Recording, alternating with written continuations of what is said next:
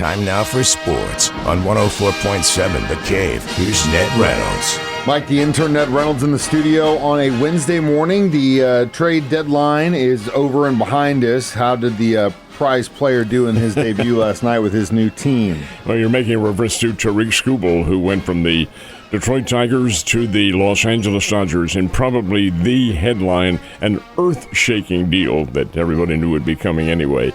Anyway, Skubal made his debut with the Dodgers last night, and he made it at Wrigley Field in Chicago. Under the lights, a lot of scrutiny from the media.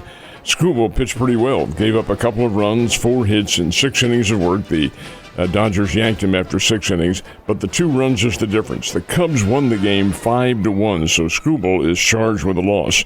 But the Los Angeles Relief Corps did not do very well. They gave up 3 more runs, and therein lies the whole crux of the situation, because Skubal is joining a pitching staff right now that is a bit fragmented. The Dodgers' key players like, Blake Snell and Shohei Ohtani and people like that are sidelined. Now, Ohtani can play, but he does have a knee injury, had 1 hit last night, but he's playing in the outfield. He's not pitching. Blake Snell is on a rehab, and so are some of the others who have formed the Dodgers' nucleus of good pitching. Still, the Cubs win the game. The Dodgers are in an offensive slump, but they'll come out of it. They're entirely too good. Anyway, Skubal is a big addition to that Dodgers pitching staff. If the Dodgers can do it again, you think Ohtani's the greatest of all time? You know, you pose a very good question here. Can they do it again? They've already won the World Series a couple of years in a row, going for a three-peat. And the thing about them is they're not quite as strong and consistent as they have been with the talent. They're not young. They have some old veteran players. Freddie Freeman is on there and Mookie Betts and people like that. And they're not kids. They're in their 30s. So they're arriving at a time of the year now when the dog days of August begin to appear and you begin to get into a slump. Can they win it again? Of course. They're the favorite to be the World Series champs. But they're vulnerable. They can be had. Definitely. We'll see. The Falcons opened the vaults for their star running back and paid him, I think, what he was due. What do you think? Well, it's hard to say that he was due that. As you know, you follow pro football quite a bit. The effectiveness span of running backs in the NFL is pretty short. Well, this is Bijan Robinson, who you're making reference to, and Mr. Robinson is a pretty fair player. One time, Texas University Longhorn All-America. He did everything. And last year, he raced for over 1,400 yards and 7 touchdowns. Doesn't sound like a lot, but for an Atlanta Falcons team that was only fair, he's pretty much their stud. He's the guy they want in that backfield. They're paying him, they being the Falcons, $66,750,000 over 3 years. That's $22.5 million a year. And $2 million more a year than Saquon Barkley of Philadelphia. But how long is he going to be effective, and how much can he produce for the Falcons, and can it take them to a championship level? That remains to be seen. Anyway, he's now, Bijan Robinson, the wealthiest running back in NFL history.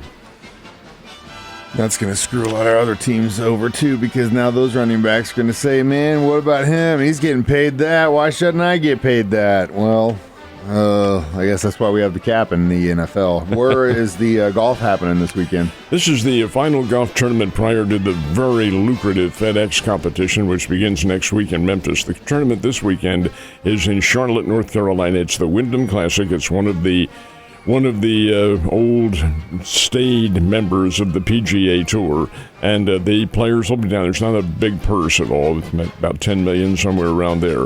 But the fact of the matter remains they can get FedEx points playing in this tournament, and it'll have a reputable number of players who want to loosen up and get ready for the FedEx competition coming up next week. So it's the Wyndham Classic, Charlotte, North Carolina. That's where they play. It's too bad the Cardinals couldn't have taken some of the runs they scored in the first game they played against the Yankees and used them yesterday, but unfortunately that was not the case. Put the 13 runs in a safety deposit box, and then you are able to call on them the next day, which was last night, and the Cardinals didn't get any runs. They got shut out by a guy named, it was Ryan Weathers, who did most of the pitching damage, but he also had some relief help, and David Bednar in the ninth inning who's, and I love this too, Bednar is a product of a college that does not produce a whole lot of athletes. It's where my brother and my dad went to school, Lafayette in eastern Pennsylvania. Bednar is a product of that. He came in and struck out 3 in an inning and a half in the last of the ninth inning, or top of the ninth inning, I should say, and got the Cardinals out of there. Anyway, it was 2-0. Yankees get the win, get it on a couple of home runs. Jazz Chisholm, I don't think he ever relaxes. Gosh, he's dancing around the bases and all this sort of thing. He had one of the home runs, and indeed the rookie shortstop. And the Yankees brought up this kid who is a prize rookie. He's one that they have a lot of confidence in. His name is George Lombard. And George Lombard, folks, hit a home run in his major league debut. His dad is the batting coach for the Detroit Tigers. But here is George's son, and he's playing shortstop now for the Yanks. And the way he played last night, and he's skilled, he's going to be in there for a while. Anyway, the final score was the Yankees 2, the Cardinals nothing. They will play again tonight. Royals got Bobby Witt Jr. back in the lineup, which is nice, and got the dub. All he did was get 3 hits and a couple of RBIs, and the Royals did knock off the Minnesota Twins 8-2. This guy, the winning pitcher is Randy Dobnak. Yeah, I must admit to you, I'm only slightly familiar with the guy. He's been around, and the Royals got him, I guess maybe about a month and a half or 2 months ago, and he's in there, and he's pitched really well. Anyway, he held the Minnesota Twins, who aren't exactly world beaters, held them down last night, and the Royals get the win 8-2, and that's pretty doggone good. Good for Kansas City. They get a nice little victory out of that. Now, the Springfield Cardinals are winning consistently. They went down to San Antonio, Texas last night, knocked off the San Antonio Missions. 5-2 was the final, and the Springbirds are coming on in the second half of the season.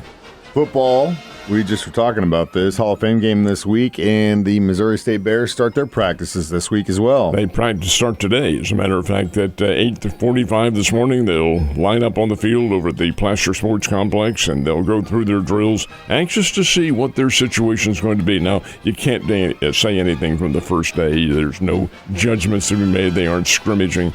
But you'll see the size of the players and some of the speed and maybe a few of the one-on-one drills and the passing and so forth, and who's going to be the quarterback. That hasn't been decided yet.